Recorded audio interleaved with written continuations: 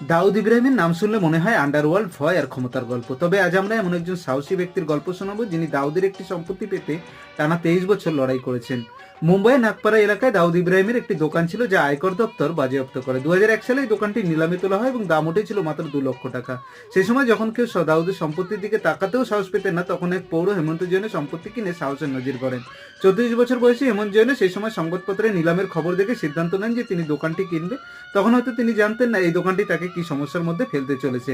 কারণ কিছুদিন পরে তিনি জানতে পারেন যে দোকানটি তার নামে হস্তান্তর করা যাবে না, কারণ তার আসল নথি নাকি হারিয়ে গেছে। শুরু হয় আইনি জটিলতা।